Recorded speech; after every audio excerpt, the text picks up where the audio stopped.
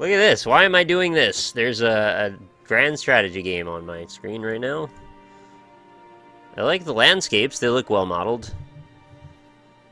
I want to start in the boot. No, I want to start in Canada, actually. There better be a Canadian mod for this.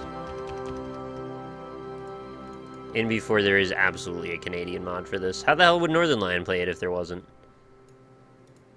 He plays this game sometimes. Yeah, what's going on in Canada in the 1400s? I want to know. Maybe I want to start a civilization there and start expanding outward. Alright, I'm back. Okay, I'm gonna play as Canada. Well, actually you can. Good. Because I am. But I would not suggest it. We should play at the beginning, the start of the game. Now what? Well, okay, so hold on. Let me set up the game capture, and then I will suck a fat old dick, you know? Again? Yeah, I'm just gonna suck a dick. You just got pounded in the kitchen. I did get pounded in the kitchen, you're right. Okay, so I'm gonna set up a multiplayer server. I haven't done this so in a while anyway, so I don't know exactly how to do it. Okay, so I'm gonna host the server. It's gonna be called AlpacaPatrol. Okay. And so like this just works? It's not like you gotta do 100 things? No, yeah, it straight up just works. That's pretty cool. Yeah, it's nice. And I'm gonna give you a password, and I'll type it in. I'll type it in Skype here. It's gonna be this. There you go. I can just join through friends list? Oh, okay. Maybe I'll just invite you then. Are you online? Yeah, you are. Okay. Invite to game. Here you go. Yeah, I just saw that Ryan is playing Magic Duels. Yeah, they're doing their thing. I get salty every time I see someone log into that game because I can't. I mean, I can, but you can't, so we can't. I cannot. Yeah, I definitely cannot. So I'm just jealous, actually. That's fair, yeah. Okay, that's the password. I've been interested in this game for a while now, but was put off by how daunting CK2 was. I also preferred diplomacy over war. Would this game meet the desire for diplomatic gameplay and simpler CK2? Yeah, absolutely. This is definitely a simpler CK2 for sure. This is far more simple than CK2. Not to say that it is a simple game, because it's not, but it is. You know what it is? It's less convoluted. Like, things kind of just straight up make sense. And for the most part, it's all just changing, fluctuating numbers. And you could do diplomacy stuff. In fact, you could conquer the entire world diplomatically if you wanted to. I get it now. This is why Northern Lion knows all the geography. Oh, absolutely. Yeah, me too. That's why I know a lot of European geography. He just plays this game 100 times and he memorizes it because he sees it everywhere. Yeah. There's places here I've never even heard of.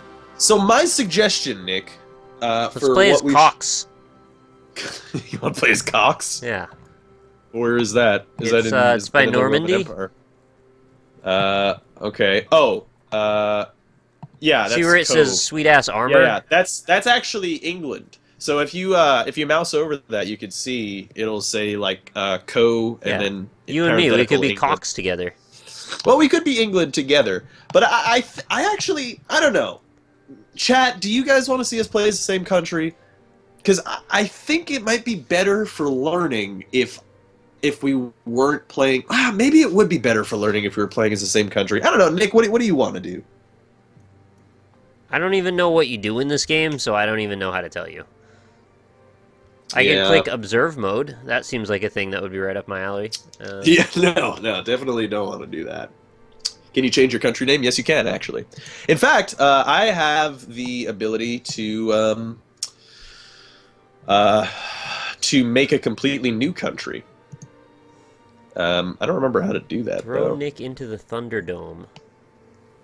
Allied countries would be better. That's what I'm thinking too. So yeah, yes, Clarky SG. That's exactly what I was thinking.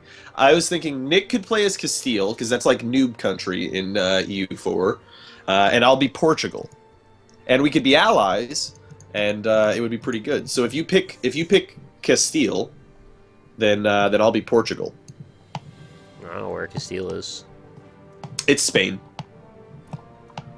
but you're the yellow one, Yeah, the big alright. yellow blob. Gotcha. And I'll be Portugal. And let me change some stuff. Actually, you know, I guess I'll keep Lucky Nations on. I'm just gonna click on Castile a lot, and then something will happen, or what? You're selected on Castile.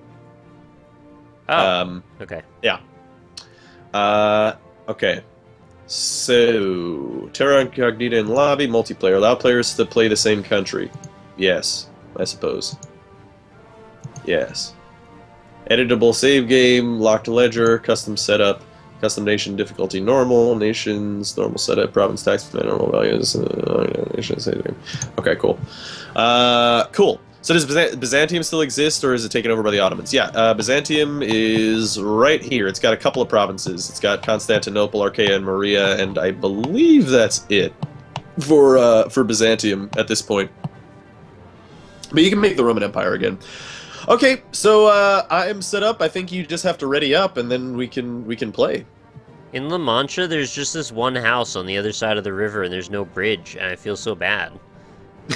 Like, yeah, that you're right, one house will never just find its way home. House, yeah. Oh right. shit! I don't have my cool mod on. Alright, whatever. I'll set that up another time. I'm clicking That's on the fine. button, but it won't ready, so how do I ready? That's an excellent question. I don't really know. Is there a ready button? Oh, also, Nick, would you like a random new world so that the new world doesn't look like America and South America? I don't care. Whatever you want to do. So it's up to you. It's whatever you'd like. No? No. Okay, cool. Good to know. Yeah, Don Quixote does live in La Mancha. All right, chat. How do I... Bottom right. Get Nick Oh, to it's ready down up. there. Okay. Oh, you're ready. Okay, cool. See, there's a So little I'm- shield with a button, and it was red, and I thought I clicked that like in Worms, and it turns green. It didn't, so... Alright, I didn't look at the bottom. So I'm Portugal, you're Castile. All right, I think we're ready to go. Let's do it. Random New World is bad. It is kind of bad. Yeah, we're doing Western nations. I know that's like generally boring, but it's also because, you know, it's Nick's new thing. He's just learning now, so... okay, we're all in. You ready to go? You type "fuck you" to me. That's very nice of you. I like that. Thank you for the smile. All right, let's start. Okay, so we're gonna start off paused here. So, first thing you're gonna want to look at is on the bottom right. You see the map there, right? Yes. And you see a bunch of buttons on the top. Oh, there's fog of war, like, everywhere, though. Oh yeah, there's gonna be a lot of fog. I'm war. sick of fog. You can't see inside of other countries unless you're allied to them. Alright, let's get allied, then. Let's do this. Okay, yeah, we'll get allied in a second. You got to set up a couple of things first. Okay. So firstly, on the bottom right, you have the you have your map and stuff, and all these buttons and stuff, right? Yeah, I see the papacy has no influence. I see the Holy Roman Empire's got 20. What's That's your interesting. problem? Oh, okay. I'm sorry. Yeah, you're looking at that stuff. No, You said all look the at buttons, and immediately look at the buttons. Yeah. Sorry, I mean the buttons on top of the map. Okay, On the mini yeah, map. there's some buttons there. I see them. Okay. Trade you see map the mode. The arrow there, the Yeah. more map modes. More map button? modes. Get them. Click that and then lock it. Oh my fuck. Yeah, because you're just gonna. There's You're not. 50 buttons. There's a lot. They're all actually pretty important, but you're only going to concern yourself with a couple. Okay. I've locked the buttons. They're everywhere. Because you're not going to use the minimap, like at all. What if it's like Dota and I need to quickly look back and forth? You're not gonna. But so, okay. First thing you're gonna want to do is at the top of these map modes, you're gonna want to click the little blue flag one because that'll change it to the political map mode. Blue. That one's yeah, got way it. more important. Yeah, you got it. Okay. So there you go. That's. I was that's on mountain. Now I'm on blue flag. Yeah, you're on the blue flag now because the other one was terrain. Yeah, that was mountain. Yeah, you don't want that at all. Okay, so now on the top left, I'll explain what the different things you have are. Okay, so you see your little country flag there, right? Of course. Okay, you can click on that, and then you get like a bunch of sub-menus. Yeah, government, kingdom, Yeah, Castilian, Andalusian, Leonese. Yeah, I don't we'll go through. There's a lot of shit here. fucking We'll know go through any it of as these words, man. yeah. We'll go through it as it comes up, so you don't have to worry about it right now. The thing that I'll just teach you right now is the resources that you have. So next to your little country sigil, you have money. Pretty straightforward, right? You have money there. It shows you how much money if you Yeah. hover over it, how much money you make per month. That's per month. Every month ticks over. You Next get one is that much. manpower. Yeah, manpower. Now, Yeah. manpower is pretty important because basically, when your troops take damage in battle, your armies will reinforce them with this manpower. If you have zero manpower, then it'll reinforce as many as it possibly can based on how much you gain. So, like, I gain 141 each month. If I lose more than 141 in the month and I'm at zero manpower, then my armies will not fully reinforce. So I right? can just not fight anyone for a month, and then I'll get 224 dudes. Yes, yeah, but there is a max, as you can see. There's But a what if max they on- fight me? I don't have a choice about that. I've got to defend myself. Right, and that's where mercenaries would come into play. All right, see you later, Commissar Sneaky Shore. sneakies. Yeah, you can get mercenaries. They're more expensive though, so you got to be wary of it. But anyway, that's manpower. It's pretty straightforward. Next is stability. Stability helps like a bunch of like really important things, and it'll go up and down based on events. So you know, don't worry about it right now. You're probably at zero stability, right? That's, yeah, my best influence when I remember what this means is I'm thinking, like, someone's trying to hit my shield, right? And then if they glance it, right? And then I go off balance for a second, it Right. breaks my guard. Lose stability. Yeah, I want to have stability. Right. Exactly. Yeah. It's actually that a makes sense. metaphor, but it actually kind of carries over. I like it. It's pretty good.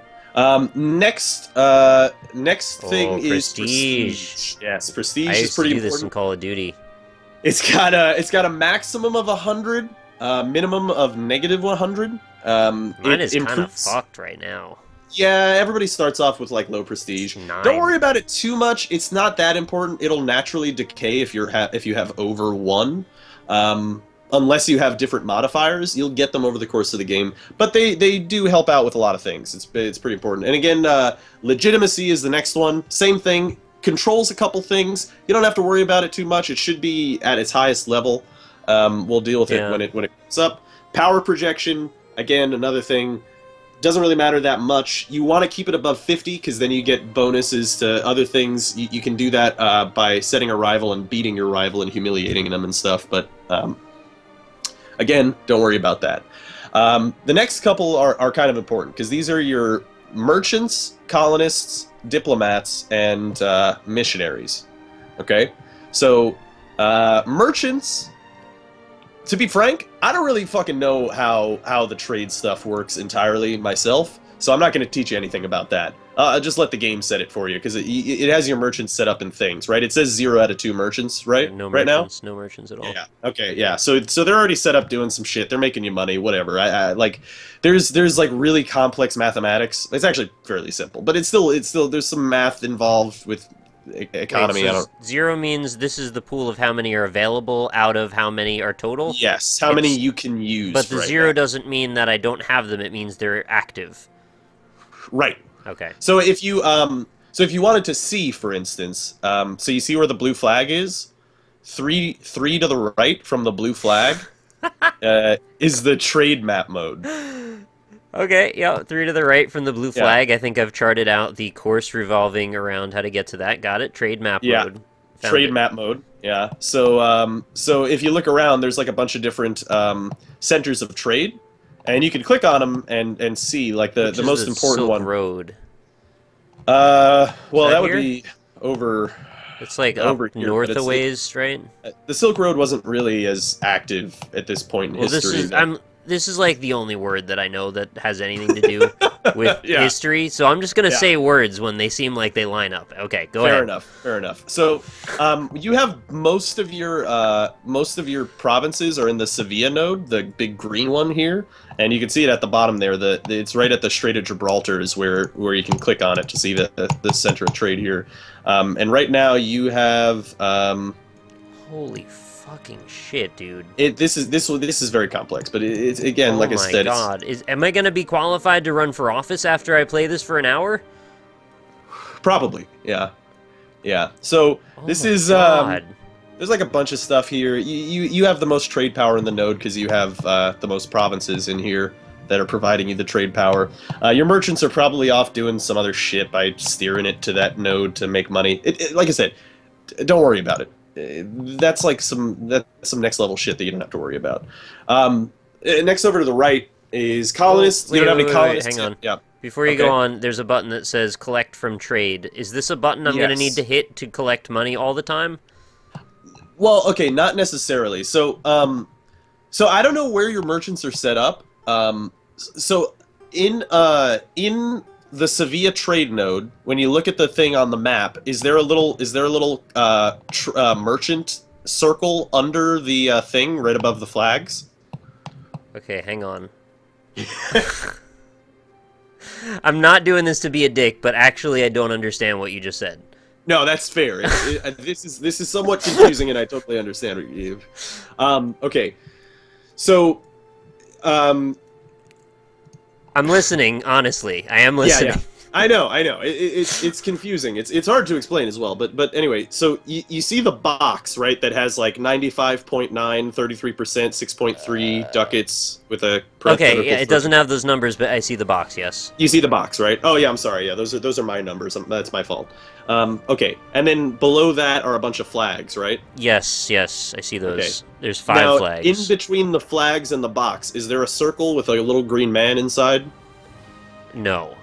Okay, so your merchant isn't there. If you zoom out a little bit, you can probably see some centers of trade where there is a little green man in a circle in the box, and that's where your merchants are right now. Green man in a circle. I need to find this so I know what the hell we're doing here. I have green, but it's not circles, it's rectangles, and they're on ships, I believe. Yeah, they're all ships. Yeah, no. Just zoom out about as far as you can zoom out, and it should be easier to see. Okay. Yeah. Man in a green circle. Oh, maybe this guy over here? Yeah. Oh, this could be it. Hang on. Let's get a little closer with Big Red. Yeah, what's this guy? Safi. Trade value in node 2.15. Yeah. He's hanging out way south in, what is that called? Safi? Something like that? Safi, yeah, that's the Safi trade node. So what he's doing is he is transferring trade power through that node, and what that's doing is that's putting 1.22 ducats from that node, the Safi node, into the Sevilla node, so that you can, because you have the most trade power, you're already collecting from trade here. So you're getting money out of this node by moving the money from the Safi node into the Sevilla node.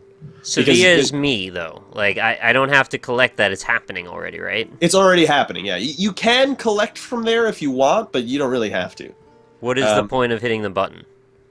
Well, if you hit collect from trade, actually Clarksy has it more here. He says collecting with a merchant in the home node just adds trade power, so you don't really gain anything by doing that because that's your home node. But he's in Safi. Yes, yeah. So your guy in Safi is what he's doing is he's transferring trade power, and what he's doing is he's transferring money.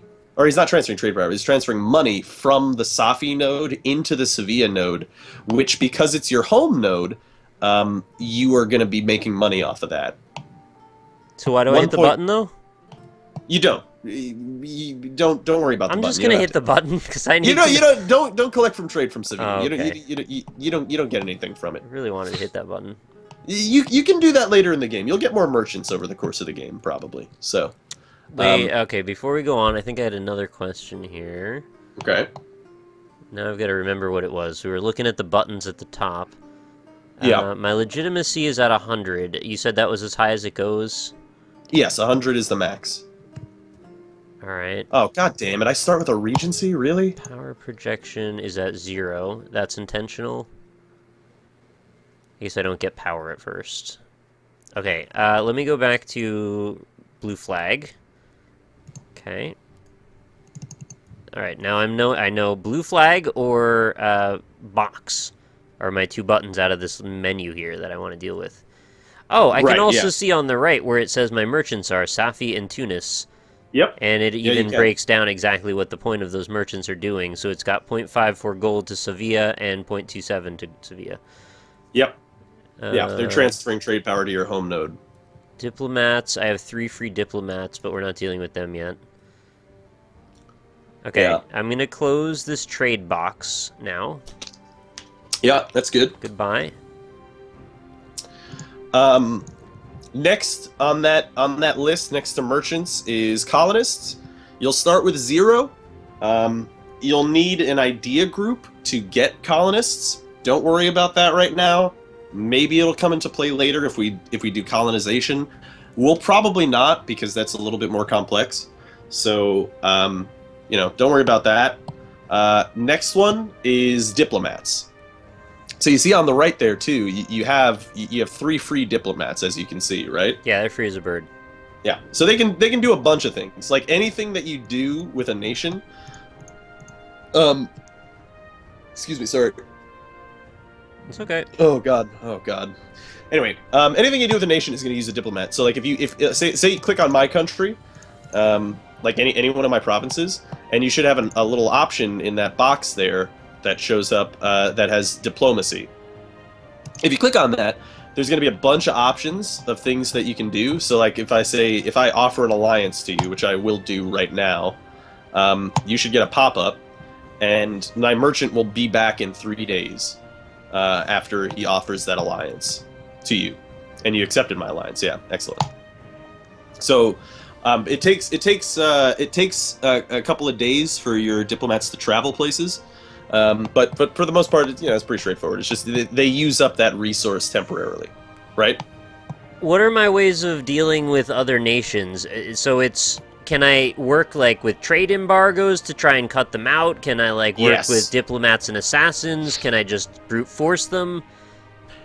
All of those things except for assassins. That's CK2. You can't do any assassinations in this game. Because that's still a matter, like, that's a part of the real world. People deal with that kind of espionage shit. Can I get trade secrets, like, from sending people around to do work? Yeah, you can do stuff like that. Well, you can't, like, steal trade, or you can't steal,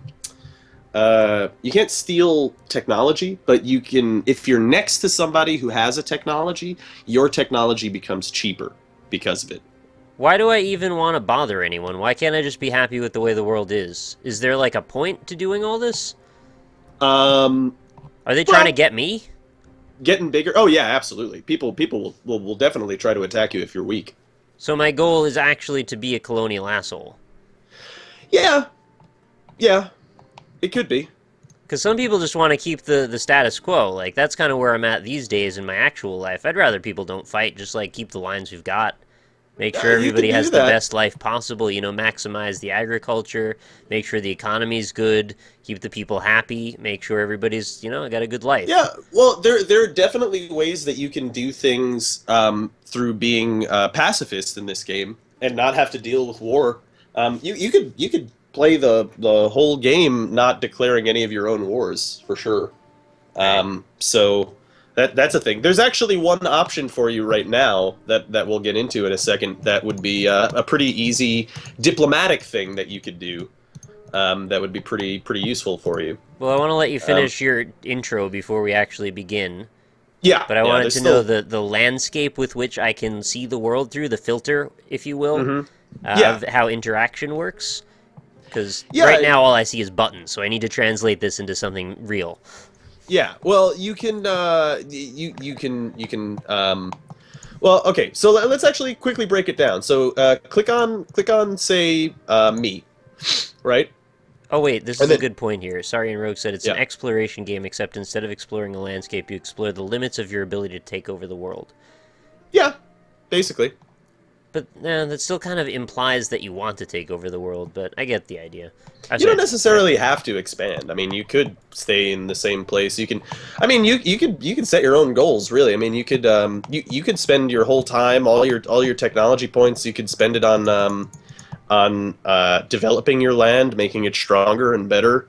You can focus on exploration. You can just colonize things and not deal with too much stuff. You could be nice with the tribes over there if you want. You could do. There's a whole bunch of things that you can do. Okay, this is an interesting point. Just Drop says you can't be a pacifist Castile, which implies to me that there is history involved in this, that we will follow actual, real-world events, whether I want to or not. Well, yes and no. Part of the reason that you play as Castile is you start off very, very strong, and there's an event that can fire called the Iberian Wedding. So Jesus. what happens with the Iberian Wedding is the nation to your right is Aragon, and the event that might fire would basically put Aragon into a personal union under you, which would essentially mean that your king is the king of both Castile and Aragon. And after a period of time, you can integrate Aragon into your own realm, and you get all of Aragon's land, as well as the land that you have by yourself. But you can do this diplomatically as well. You don't have to war at them for it. Is the world's timeline on sort of like an FTL thing, where there's like random events that'll change the course of history based on whatever? Mm-hmm. Somewhat, yeah. I mean, there's events that will fire specifically for different countries. So it follows the real world timeline up into a point, and then it diverges. It always diverges. It's perpetually diverging. So this is a fantasy game. Basically, yeah. It's ahistorical. So it's. I didn't even know that, actually. I thought this was actually a real world kind of simulation. Well, it is. It's a simulation of things that could have happened in history. Like when you start the game in 1444, the world looks as pretty much as it did in 1444. But I mean, you can choose, like, if the Iberian Wedding event fires, you could choose to not take the Iberian Wedding and say, fuck you, Aragon, and you know, you don't want a personal union over them.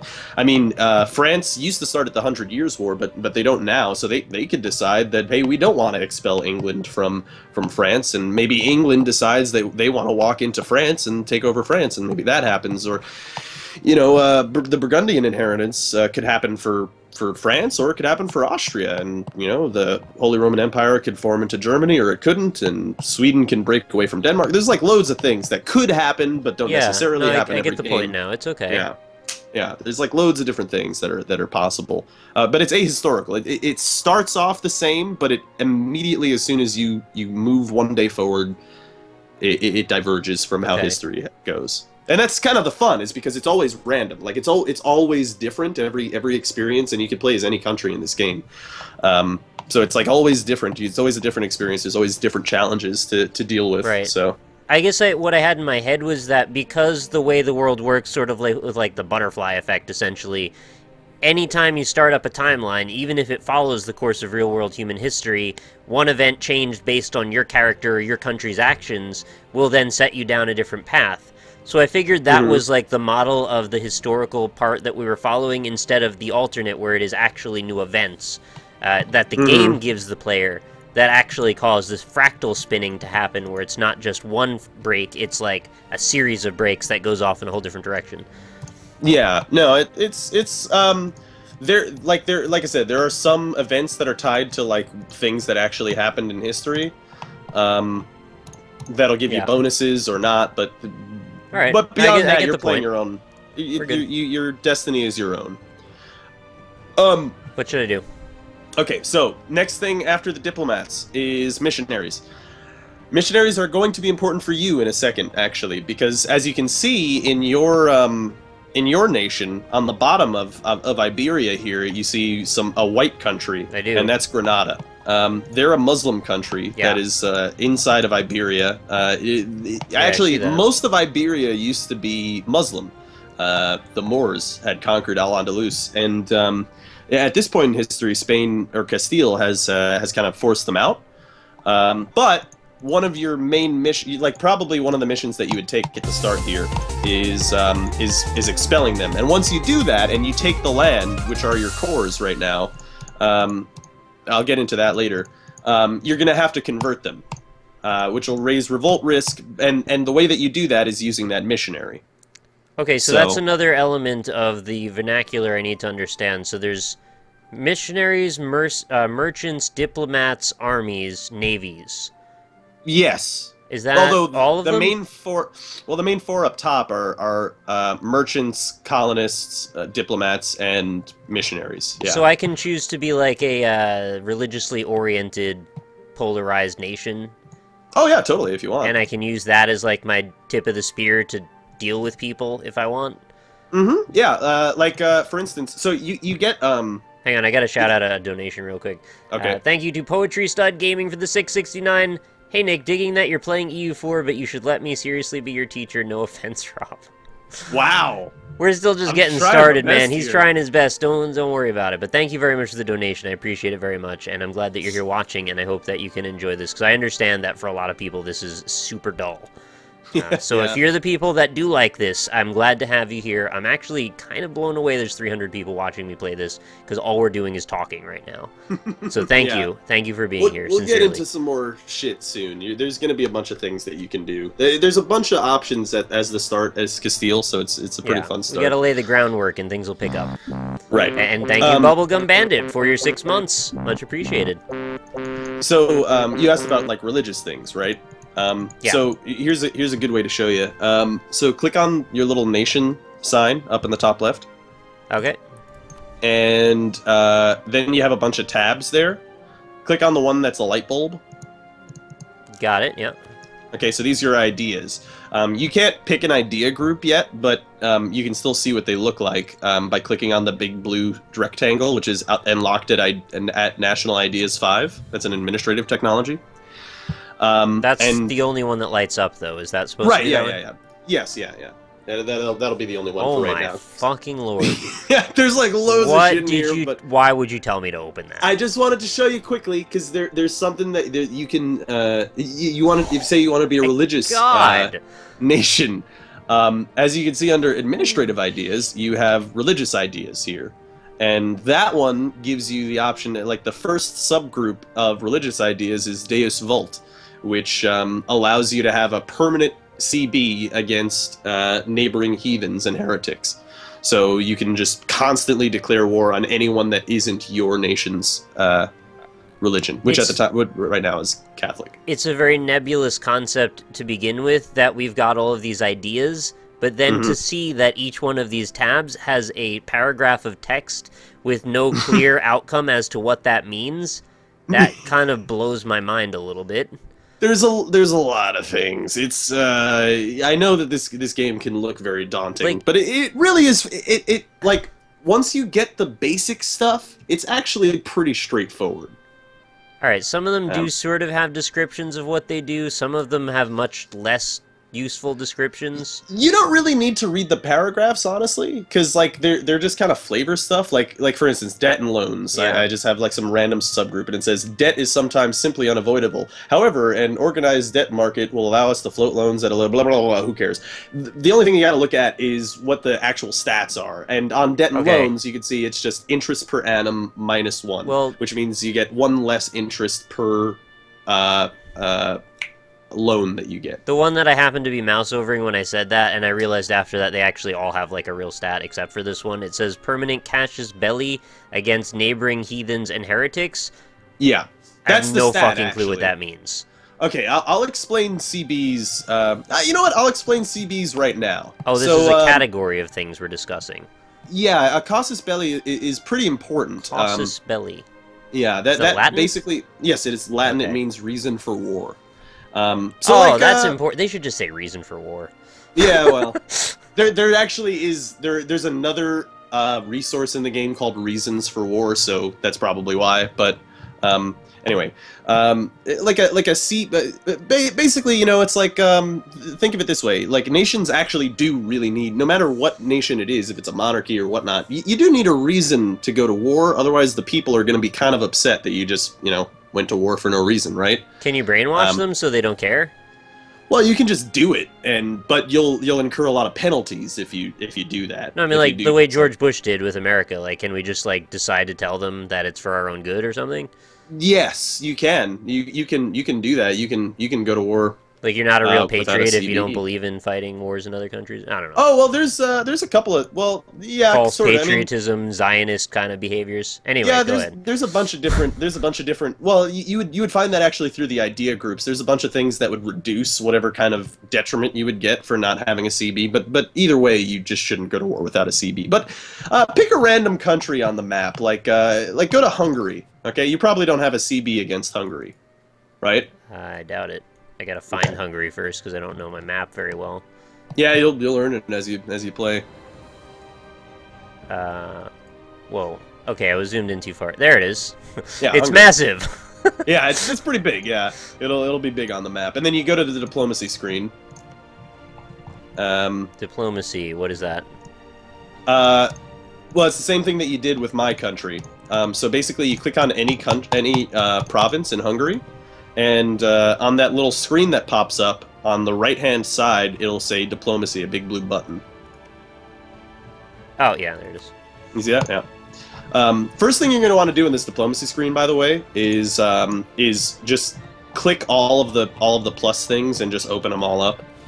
It's just easier to go through them that way. So that way they scroll further than the length of the window. Okay. Right. Yeah. Okay.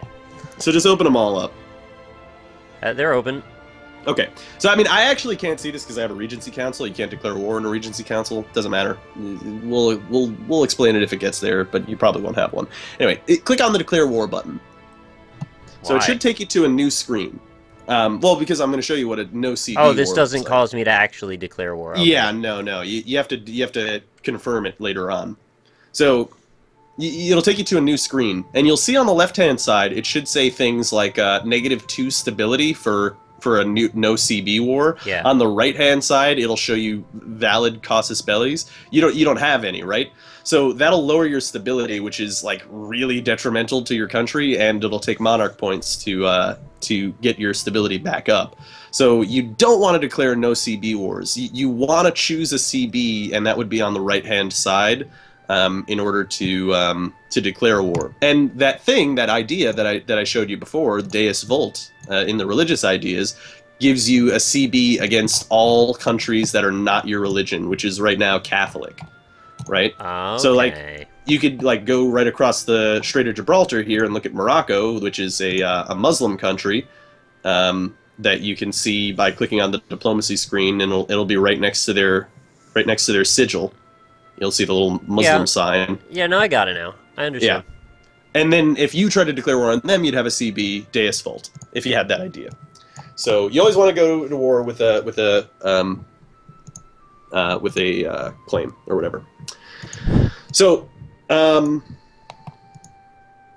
now what you're going to want to do is I want to show you your other resources. These are the most important resources in the game. In my opinion. Am I closing out of diplomacy in Hungary? Is that we're done with that? Yeah, sure. You can or you couldn't. Doesn't Okay. actually really matter. I want to look at the map more anyway, so go ahead. Yeah. So under your main resources up there, where it has like missionaries and stuff, and your money and your manpower, you could see it says your country name, which should be Castile, and then it'll have 3 little values, right? Yeah, administrative and diplomatic and military. Diplomatic and military, right? Okay, so you're gonna want to so open up your little diplomacy screen by hitting that sigil on the top left again. Yep. And do you have Castile set up, or is it Hungary right now? It's at Hungary, but I'll click on Castile and it'll switch back. Yeah. Click on Castile. Yeah, I've done that. Okay. Oh, there's a list of values here. Yes. So it's long. There's a lot of things. Don't worry about too much of it. The one thing that I want to show you right now, though, is your king. So you have King Juan II de Trastamara, right? That's the one. Best king I've ever had. Yeah. And if you scroll over him, you can see he's 39 years old, which gives you an idea of how long he's going to live. But under that is the kind of important thing, which actually your fucking king is terrible. He's a 112. So that means his values are going to add 1 admin point, 1 diplo point, and 2 military points per month to your admin, diplo, and military power. My king is 39 in the year 1444, so he's probably about to die, right? Yeah, usually that's around the age that you'll start having a higher chance to die. There's a couple ways to make him die if you wanted to. How come in fantasy stories the king is always like gray bearded and white haired and shit? Like they never lived long enough for that to even be possible. Oh, they do from time to time. Oh. They did from time to time, but you know, Didn't yeah, get the mostly Black Death they'll or die. bitten by a rat on their big toe and died? Yeah, Like, yeah. everything there's a kills couple. people back then. Holy shit, your air is terrible. He's a 000? Alright, Oh so my like, can goodness. I hire an insurgency to take over my kingdom? There are ways to do that, yeah, but that's a little bit more complex. You don't worry about that right now. Not worried so, about that. So your king is pretty bad. He only gives you 1-1-2 bonuses to your admin, diplo, and military power. And if you scroll over that, you can see like why those values go up as much as they do. You can see their monthly increase, right? Where do you want me to scroll? So if you go up to say you go up to like diplo power or go up to military power for you because you should have a king that's giving you some things. At the top of the screen? Yeah, at the top. Oh yeah, okay, I see it. Monthly increase Yeah. plus 3, base value 3, 1, second administrative plus 1, national focus minus 1. Yeah. So so there's a bunch of different things that go into why you get the points. The way that you can see that is if you go so when you're on that screen that you were just at where you see your king. Yeah, I'm still there. I just was looking Okay. above it. If you go to the tab that's left of that, the crown, government. Government, yeah. Okay, so you'll see down there, you'll see your monthly increases, right? You have 6, 7, or you have whatever your values I are. think I'm on the wrong place. Oh, you mean in the top tabs? Yeah, okay, we're good, Yeah. we're good. Top tabs, yeah. So you have different monthly increases there. Here you can actually set a focus, and what this will do is it'll take away 1 point from both categories of like both other categories. Like say if you wanted to focus on diplomatic, it would take away a point per month from each of the other ones, but give you plus 2 points in whatever your focus is. Is my king, like, extra dumb that he has no advisors and is 39? Or do you just No. not get advisors? Well, okay, so here's how advisors work. So click on any random advisor there. Or any one of the slots. I see him, right? yep. Okay, so in there you should have a couple of guys, and they'll show you, they'll have certain values next to their name, like +1, +2, +3. Do you see that? Yeah, I have 3, 2, and 1 as my options. Okay, so they cost some money to buy, and they also cost some money to maintain. So you can see, like if you look at the +1 guy, he should be 16 ducats, and he should cost 1 ducat monthly. Yes. Right? Right? Okay. So what he'll do is he'll give you whatever that extra bonus thing is. Like for me, it's production efficiency plus 10%, which is a little bit more money. And it'll also, but it'll cost you 1 ducat a month, but you'll get an extra admin point per month. Okay, my implication in bringing this up, though, is just to say, like, is he a bad king because he doesn't have an advisor at this point, or that's just up to us as the player? Yeah, that's up to you. That's entirely up to you. You can buy them if you want. You can not buy them. Depending on how much money you have, it would it would depend on whether or not you want to buy advisors. So, for instance, actually, we should go to the next screen, which is 3 over from the crown. It should be the bag of money, and it's the economy screen. Yeah. Thank you very much, QWERTY16761 for the 11 months in a row. You're so close to a year. And thanks for hanging out on this weird EU4 stream that we're doing. Thank you. Yeah. All right, I'm in the economy tab. Okay. So there's like a Oh my load of god, things balance here. Yeah. is 6.69. 6.69. Okay. So that means you have some money. You're making some money. It's That's how 69 much again, man. It shows up everywhere. You're making that much money per month, right? Now you can actually fuck around with some of these sliders here if you wanted to, and lower maintenance. Like for instance, right now you could lower army maintenance all the way to 0, and you'd be making a little bit more money. I by used to doing do this in SimCity on SNES, and anytime I touched the economy balance stuff, I would fuck the game every time. So I would just not touch it. Yeah, you do kind of have to worry about this. You're gonna like if you want to min max. Then you're gonna want to make the most bang for your buck when you're not at war and stuff. So, I mean, right now you're probably not going to go to war because I think you have a truce with, yeah, you have a truce with Granada, so you can't go to war with them. This right here is roughly my least favorite screen in the game so far. I'm really not a fan of looking at money values, but I understand this is part of war, I suppose, or just living in general. Yeah. So what you probably want to do right now is you'd probably want to take the slider, move it down all the way to 0, lower your army maintenance to nothing. Army maintenance. Army maintenance. Yeah. It's quite high, actually, right now. Am I going to lose my army if I do that? No. What that's going to do is that's going to lower your army's morale. That sounds bad. Well, it is if you go to war with low army maintenance. If you're going to war, you got to raise it up all the way so your units will have max morale. But if you spend even a day on 0 maintenance, then your army's morale is going to reflect that. And then when you raise it back up, it's going to take some time for the morale to tick back up for your army.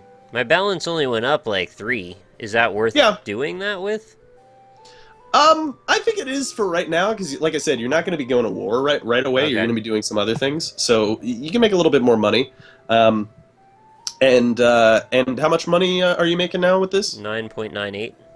9.9. That's a lot. So why don't you go back to the government screen and hire the level 1 advisors in every category? If you have more than one level 1 advisor, tell me what they do. By level 1, you mean the +1 to administrative skill one? Yes, yeah. Alright, he's, no, I just got 1 for the first one, and he's production efficiency 10%. Cool, his price is 16, and he's 1 month for maintenance.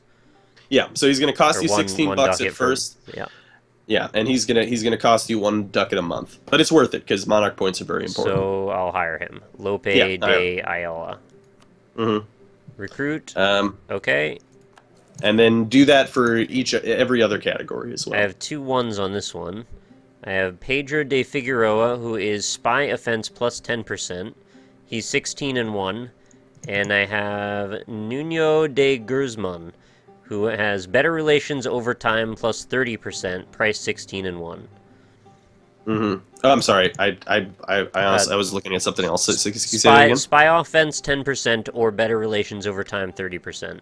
Oh, go for better relations over time. Yeah, that one's better for you for right now. And for the third one, I only have 1 option, and it is national manpower modifier plus 10. Yep, that's pretty good. You get that. Now, why do I not want the second one? They're just too expensive? Too expensive, yeah. Okay. They cost a lot to maintain.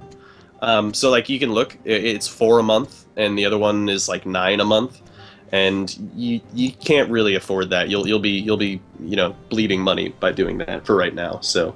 Well, there you go. I've hired 3 advisors. Yeah, you have the 3 advisors. So you have bonus points in every category now from your advisors, and a couple other bonuses, which is pretty cool. Next screen after economy is trade. Again, don't worry about this right now. Just forget it. You can look at it if you want. There's a couple things in there, but we don't need to go over them right now. I mostly get what this is. This is actually what we were talking about earlier. I see that there's a merchant in the home cart area, right? Mm-hmm. I have a merchant in Safi and Tunis, and both of them are giving me income, and then it lists what that income is next to that. Current trade power, I'm not sure I can tell you much about, but I imagine that's useful for something. Well, so every province gives you provincial trade power. And what is that will based do? On? Well, it actually, I believe your trade power is based on development. Yeah. So every province has a number of development. Like for instance, look at your capital is Madrid, right? The more developed a nation, the higher the trade power is. Basically, yeah. Okay. So like places over in like far Eastern Europe, they have like really low development, and they won't provide that nation with a lot of things, whereas provinces in your area are going to be actually very highly developed because we're in the West, And then the last one is total trade value in node. What does it mean by node in this case? It means at the point that it is located, or something else? Well, yeah, it's like remember when you went to the trade map mode? It's like all those different boxes. So the node that you're in. Go back to trade map mode. Hang on. Yeah. If you scroll out, you can see all of them. You're in Sevilla, There's Safi, there's Tunis, Genoa, Why does it say Bordeaux. node, though, instead of country or province? Well, because you have trade power in other nodes as well. What is a node? A node are these different regions of trade, basically. There are different centers of trade all over the world. One of them is Safi. The one in your area is Sevilla. And you have a lot of trade power there because you have a lot of provinces there, right? So it's like a theoretical, like non-physical description of a market in the world? Yeah, basically. Okay. It's like, yeah, a center of trade is just like a market area. Okay. Where things are trading in and out of. I can be satisfied with this answer. Now I have a pie chart in my economy trade area, and it says 31.4 of your income last month came from trade. Yeah. And it says 6.5. So it's just telling me my overall like GDP of trade or something. Right, how much you're making off of trade. You could focus on trade if you want, or you could not. There's a bunch of different things that you can do. Oh, there's a lot more stats over here. Mercantilism, privateer efficiency. I don't think I want to get involved with these yet. Yeah, like I said, this is all some complex stuff that you don't really need to worry about right now. So we'll just go over the more basic stuff. So the next one over from the trade tab is the technology tab. This one's very important. So you don't have to, you don't really have to worry about this too much until you have to spend your points in here. So your monarch points, like that we've gone over, the admin, diplo, and military power, right? You can spend a certain amount of them to level up your technology. And in these ways, admin technology, diplomatic technology, and military technology, they follow a linear technology path, right? So you can always just level up to the next level, and you get different bonuses for that, right? But there's parallel linear ones, right? It's not just one. What do you mean? Oh, yeah. They're all their own line. It's linear, but it's non-linear in the element that you don't stick to one necessarily. No, yes, you want to be leveling up all of them. Okay. But again, this doesn't matter until you have enough points to actually purchase this technology, basically using your points. But you're also going to be using your monarch points for other things in the game, so you kind of have to balance that out, whether you want to level up in technology or you want to use it for something else that you need to do to accomplish your goal. It ran fast and died a virgin, dear God. Yeah, so there's a bunch of things that you unlock from this. Like if you look at here, look at your diplomatic technology. So the next thing you're going to unlock is marketplace, and that's going to cost you 598 diplomatic power. Right? Most likely, it's going to be about the same for Hang both on, of us, I just had to change something on Steam. So we're at diplomatic technology. I heard most of what you said, but I didn't see where you wanted me to mouse over.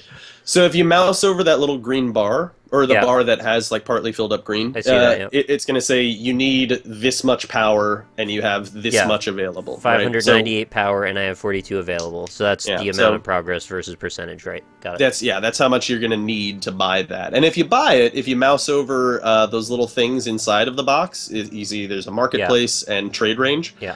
So when you get this technology, you can now build marketplaces, and you also just get a baseline trade range increase. So when I fill up this green bar, this slate-colored gray box is going to turn blue, and all of the things in the slot are going to be purchased? Is that... If you want to purchase it, yeah, it's your option. Okay, I just didn't know if these were individual nodes within the larger thing that I buy individually, or if I get everything in the button. Yeah, no, you do get everything in the button per technology. So anything that's in there, you're gonna get when you purchase it. What is the 3 representing? Diplomatic, technology, administrative. It's each one is a 3. That's just your level. That's basically your level. So that's how far I am along the linear path. Right, and every Western nation starts at 333. Everybody starts at technology 3 in every category. The only other thing to really pay attention to right now is on the top right of these is you see a clock and a percentage. Wait, did you say everyone in the entire game starts at 333, or you said every Western nation? Everyone in the West starts at 333. In the Far East, I think you start at like 222 and 22. Like, what does Muscovy start at? No, Perm is 333. Muslims are 333. I think in the Far East you start at like 22, and then like in like the native lands in America you start at like lower, but basically everybody starts at 333. I just wanted to know if it was an even playing field, roughly. That's all. It is. It starts off mostly even. So, and the only other thing you got to worry about is the clock in the top right of all of these things. Yeah. Basically, the only thing you have to worry about is it'll have a percentage. That's how ahead of time or behind time you are on the technologies. If you're behind time, then it'll cost less. If you're ahead of time, it'll cost more. And if you're ahead of time, it'll be a red number. If you're behind time, it'll be a green number. So basically, just don't pick up technologies if you're too far ahead of time. You know, otherwise it'll cost more. It's a waste of points. I can't believe someone programmed this. Yeah. This is so much fucking insane amount of variables and details. There's a lot of shit, yeah. I feel like this would be someone's life's masterwork to be like, look, this is the best that humanity can do. Well, once we start moving in it actually is it really runs pretty well, and it's pretty simple overall. I'm just impressed by the amount of detail, that's all. Yeah. The next tab, ideas, we already looked at this. You have your own specific ideas, so like, actually I can't see these for you. I can see you have, oh yeah, I actually can. You have Spanish traditions. You can see that at the top of the screen there, where it says, it'll say Spanish traditions, right? Does it say that for you? Wait, on the ideas menu? Ideas, Spanish ideas is... Yeah, Spanish you want ideas. Me to see? Okay. And you can scroll over these little values here. In each one of these boxes, is there a list roughly the same amount of length as in the 5 one? It says unlocked at National Ideas 5, unlocked at Noble Republic 7, Modern Theocracy 10, and it goes down and down and down. Do each one of these boxes have a pile of ideas like the first one does? Well, sort of, yeah. Or is it just another entry in the same group of the first one? Yes. So essentially, you can get one. How many is it? It's like Diablo 3 with the skill trees. It just gives you more options to pick from. Okay, I think I get it. Right. So you can, over the course of the game, you can get up to 8 idea groups, and if you use one of the idea groups, remember we looked at religious ideas. Yeah. Then the next time you unlock another box, like at Noble Republic 7. Then you won't be able to pick religious ideas again. It'll be removed from your picking, and you can pick any other idea group that you want. Are these one-time choices, or can you change them? Well, so you can choose it at first, and then if you don't put any points into it, because okay, so how ideas work is, you know how technologies are like a linear path? Yeah. The ideas are a little bit branching, right? Because you can choose whatever focus you specifically want, right? So say I wanted to, go exploring, then I could choose the exploration idea group and get all the things unlocked in that. And if you unlock everything in that idea group, then you get another specific bonus. But also important to note, when you are unlocking these ideas, these are going to be taking away points that you could be spending on technology. So each of them cost an amount of each of these categories. So say you took an administrative group, like say innovative ideas, then each sub-thing that you choose is going to cost a certain amount of administrative points. Does that make sense?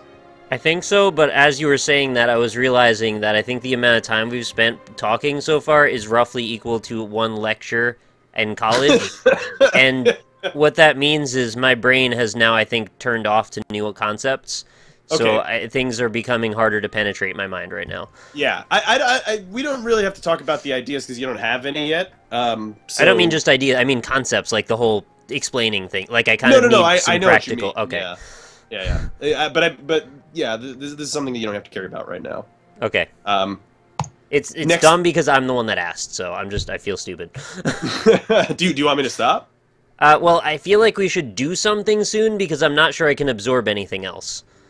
Okay. I have to believe that the amount of things you've told me have to count for something, right? Yes. I can't be yes. completely blind yet. Like, still. I can. There's still a couple of things that you're gonna immediately need to do. So. Okay, here. So right under your country's name are a bunch of little flags. Yeah. These are all things of pressing importance for your country right now, right? So the one on the top left should be too few rivals, right? Yes.